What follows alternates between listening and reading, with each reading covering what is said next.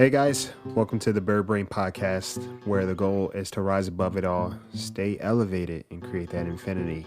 Up your you. I'm your host Isaiah, and today we're going to talk about a pretty interesting subject. So take a deep breath, exhale, and get ready for this because I might strike a few chords, and that's okay because it means that it's important and it should be talked about. So stay tuned.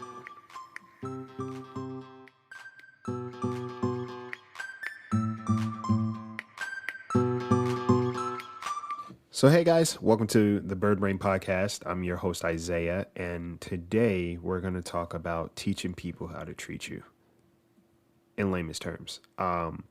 What is the blueprint that we hand deliver to other people when it comes to how we want to be treated? What do you tolerate? What do you put up with? What do you invite into your life that is more of an indication of you rather than the company you keep? And I'll obviously through examples throughout this episode, I'll break it down and I'll even share some of my personal stuff. But yeah, I think it's a very important subject, and I feel like a lot of the times the relationships we have in our lives, whether it's business, professional, well, that's redundant. Whether it's a professional relationship, a personal relationship, romantic relationship, and the things that we constantly are dealing with on a day-to-day basis with said person or I guess collective group is an indication of what we allow, but also an indication of what we are inviting. Personal story for me. That's a great example is we've all experienced it where, you kind of have these relationships in life where you're somewhat slighted and either you're caught off guard or either you see it coming. But either way, you have a situation happen, the person apologizes, but they still keep doing the same thing. And you don't understand why, but you keep accepting it. You don't understand why they do what they do, but on the flip side, you also keep accepting it, so they keep doing it anyway. Prime example for me was years ago. I had a friend and I, actually a couple of friends. We were supposed to go into a business together. We were considering doing that, and at the time, it was clear across the board, like we were all gonna, do our thing and collectively just really make a business, start a business together. And then what happened randomly one day was that I indirectly found out that one of my friends, my close friends at the time, one of my close friends was already or had already started this business with someone else. And I didn't find out from them. I found out from someone else indirectly. And it was one of those things where it took me off guard. Like it caught me by surprise. And, I asked about it initially and I got kind of like a roundabout answer or response, and that was it. So I kind of left it alone. And in that process, our friendship kind of had a lot more space than what it used to have. Until we finally sat down and talked about it. Now, when we talked about it, it was more of, again, a roundabout explanation as to why things transpired the way they did. There was apologies made, and that was that. So we moved on from that. But what started to happen was this person repeatedly started doing other things that they weren't aware of that I noticed. They didn't know that I was aware of the things that they were doing just because I wasn't saying anything. For me, it's like I don't really want to make a big deal. I don't really want to rustle feathers. I just take inventory and I keep it moving.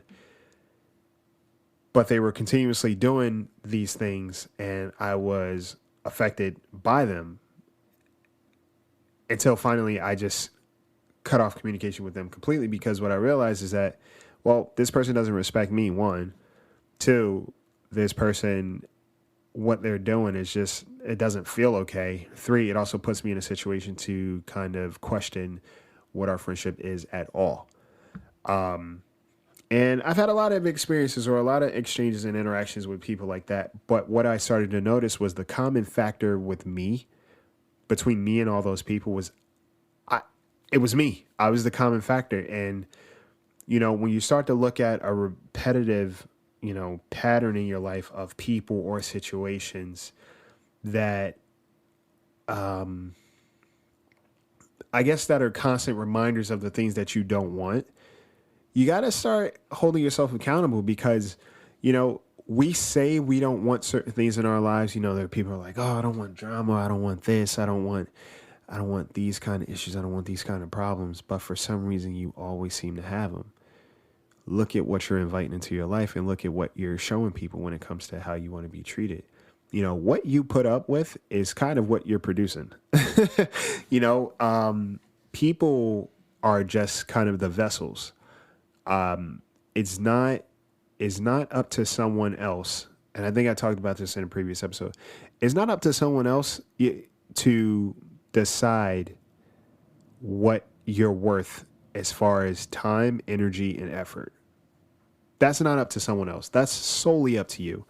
And a lot of times we get caught up in this whole concept of loyalty and what loyalty is. And the truth of the matter is that if you find that you're the only person that's loyal in a certain interaction, then you're, one, not being loyal to yourself. Two, that other person isn't being loyal to you. And loyalty is a umbrella for a lot of things or a lot of concepts or a lot of I guess labels. But in all, you can't keep showing up for somebody who repeatedly is calling out sick on you. A relationship of any kind, friendships, romantic, again, partnerships, all require effort from both parties for them to work. And when you start to notice that something is no longer feeling right, that's when it's up to you to decide what this relationship truly is and where it should be in your life as a whole. I think one of the things that is that's common is everyone says that they're busy. Busy is a very overused word, and I don't even think I know the meaning of it anymore. The truth of the matter is everybody's busy. What a person's busy doing is a lot of times relative. What someone is doing with their time is very relative. And if you find that someone is always busy when it comes to you until their needs need to be met, then that should be an indication for you that you're just not a priority. And if that is the case, then that's your responsibility to reevaluate that relationship with that person, if there should be a relationship with them at all. Um, you know, Nobody is ever too busy to make time for the things that they want to make time for. Trust me. And the fact of the matter is, too, everybody's busy. A baby's busy. You can watch a baby for hours toy with a toy, or you can watch a cat play with a toy for God knows how long, or a lint ball. Like, that's just me driving the point home. What really is being busy? What does that mean? It's a throwaway for people to excuse and not hold themselves accountable for not saying what they really think or feel about another person or a situation. Um, Also, you know, when people say not to take things personal, yes, that's true. I think for your own benefit, it's important to not take things personal and see things for what they are. But if you are devoted to a certain exchange with someone else and you notice that their actions and behavior is different with you compared to other people, and more than just one person, compared to other people, they are consistently one way, but when it comes to you, they're different, then it is a personal thing. And there's no real workaround when it comes to that. Um, we have to stop giving people more space in our lives to make a mess than they should have. Friend, brother, mother, father, sister, cousin, boyfriend, girlfriend, um, dog, toad, cat. Like, all these things are labels, but the truth of the matter is what somebody is labeled as does not give them a pass to mistreat you. Basically, what I'm saying is that you should not have to question your place or someone else in your life. You shouldn't have to question intentions. You shouldn't have to question your place in their lives more than you'd question a stranger. You know, I shouldn't have to come home and fight if I'm outside doing that already. And a lot of times we're afraid to walk away from something that we've known for so long because we fear the unknown. But the truth is, sometimes there's something better or someone better on the other side of you walking away from something that should have treated you better. There, and this, again, this goes across the board, and it's not always easy. Yes, I understand. It may not always be easy to walk away from a situation immediately, but does not mean you can't establish that you deserve to be respected like any other human, and that you're worth more than what someone is showing you. Somebody is not, again, somebody does not have the power and audacity to tell you what they think that you're worth. You decide that. And how much you take and how much you endure is also an indication of what you think you're worth. And people are creatures of habit, so a lot of times we don't change that easy. we are very much about routine and habits, and if you're over a certain age, who you are is who you are, and you're rarely going to change unless there is a certain happening or certain occurrence that forces you to change. Otherwise, people do not change, and you're no exception to the rule. A lot of times, if you have somebody that's treating you less than, if you break that connection off, yes, that you're doing something for yourself, which is important. They're going to go off and find somebody else to do the same thing. So you're not doing anyone any favors by sticking around in a situation that does you no good. Self-care is very important, and especially on the emotional level. And again, that's why I say if somebody is always so busy, you notice that people are constantly busy until there's something that they need, or until they fall on hard times, or until, they see that there's something you're doing that they want to be a part of. These are all indications that it's a fair weather situation. And the more you welcome that in, the more accustomed they are to having that relationship with you or having that rapport with you. It's also important to trust your gut. A lot of times we ignore our gut instinct when it comes to a lot of things or people. And sometimes you just got to trust that. If you think about a certain person or a certain situation or a certain place, and you have to tilt your head when you think about it, I do that a lot, where I just find myself tilt my head and looking up. And it means I have to think about it. If something isn't clear, then it's not clear. As people, we're not that complicated. Complications only arise when somebody is not being honest about their intentions.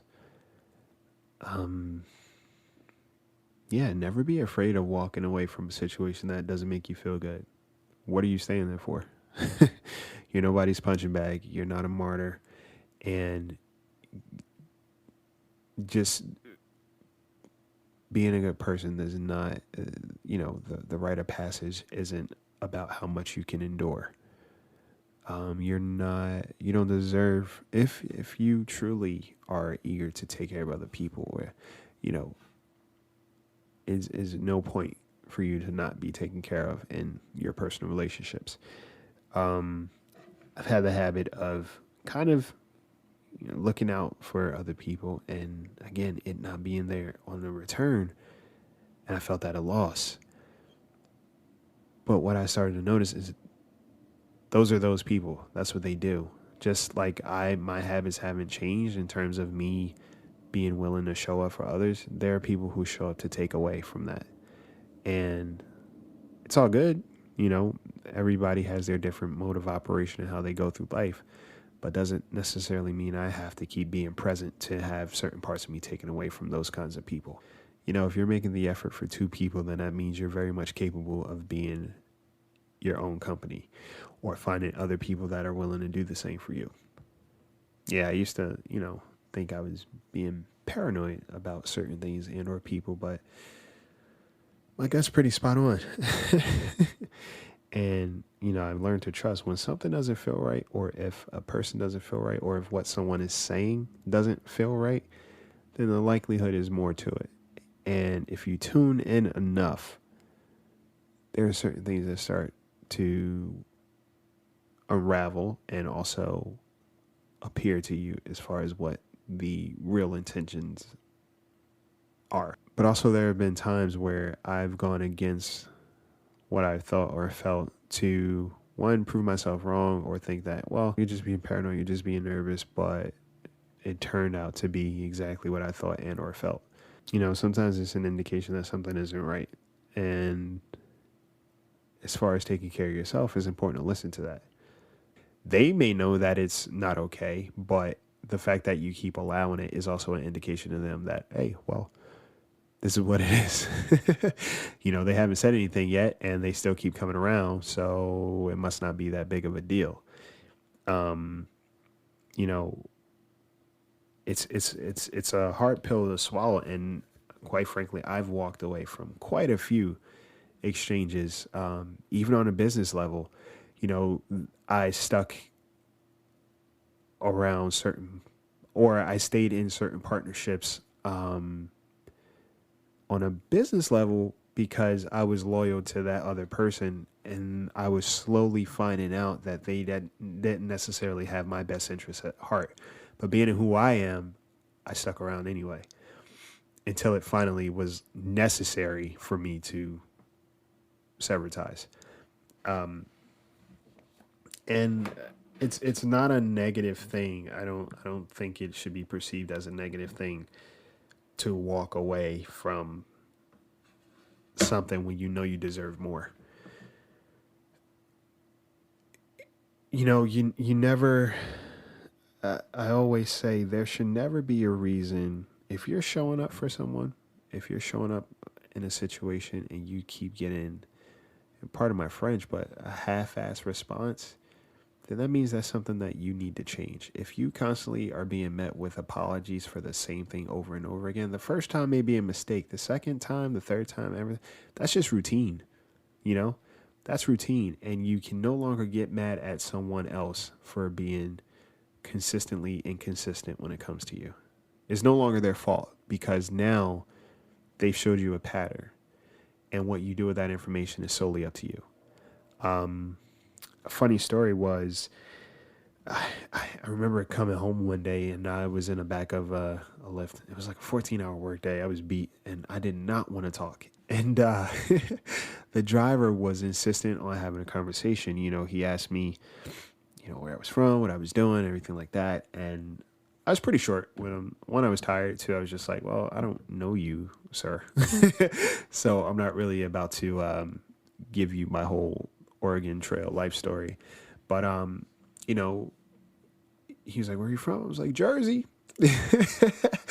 But also he was like, wow, so you're out here. He was like, did you know people out here? And I was like, not necessarily. I was like, I found my way. He was like, wow, really? You came out here not knowing anybody? I was like, well, anyone I know at this point, I didn't always know them. Over time, I got to know them and vice versa. I was like, so that doesn't worry me. I was like, getting to know people or having to get to know people does not worry me. I was like, because sometimes you can know someone for quite a long time and still not know them at all. That was my response to him just because he was so taken aback by the fact that I did it. And the reason why was because he finally divulged that he was in a relationship with someone for, I think, 20 years, maybe a little longer. And he said that she mistreated him. There was one point he was out on the street and her family didn't welcome him into the house. He was literally homeless at one point. And on the flip side, the way they got even started their relationship was because he took her and her family in. But when times shifted, she didn't do the same for him. And he was like, she was never nice to me. In the very beginning, she was nice to me, but then she mistreated me for the rest of the years. And obviously, there's always two sides to every story. I get it. But one of the things that stuck with me is that he said the reason why I didn't leave her was because I didn't want to be alone. I didn't know anyone else, so I felt that I had to stay with her if I wanted to have company. And I just sat in the back and I thought about it for the rest of the day and I just processed it. And it's one of those things, again, where we're all in that situation where we think that, the devil is better than the devil you don't know. But the truth of the matter is, sometimes walking away from a comfortable situation can be scary, but a lot of times it can be very worth it. You never know who's waiting on the other side, wanting to appreciate you and show you that they appreciate you in any capacity. When you finally walk away from a situation, it's all about worth. And again, we don't realize what we tell people we're willing to allow based off of our actions and based off of the patterns that we get comfortable with. Someone will always show you their truest selves when they think that you're not paying attention, and you have to, it's up to you to do what you will with that information. How do you handle it? Yeah. So I think, that's a big thing, and it's a conversation. I think that concept kind of came along, randomly one day. I think I was watching like trashy TV and the person said that one line, teach people how to treat you. And it's true. What you allow is literally the blueprint that you're given to someone else about how much wiggle room they have when it comes to you. And not every tie that's severed, it does not need to be a blow up, does not need to be this whole big production. Sometimes it just is as simple as you walking away from them. Don't let someone have you thinking that you're not worth much based off of how they treat you. If you have to question any interaction you're in, before it gets too late, take your exit. When things don't add up, subtract yourself. And just simply keep it moving. Be what you seek. One, don't be a hypocrite to your own standards. If you are aware that there's a certain way you want to be treated and your needs aren't being met, you make sure you are treating people with the same respect that you want. Yeah. I think that's a big one, and it's something I've been thinking about just because it's like we a lot of times we apologize for other people and people walk away without apologizing at all. So stop doing that.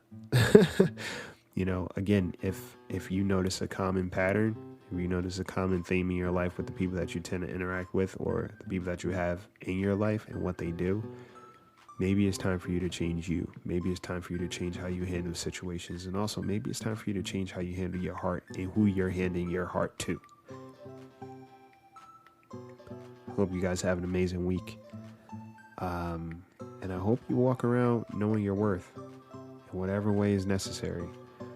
And I hope you guys have been counting your gratitudes daily, because there is not a day that passes where there isn't something to be grateful for.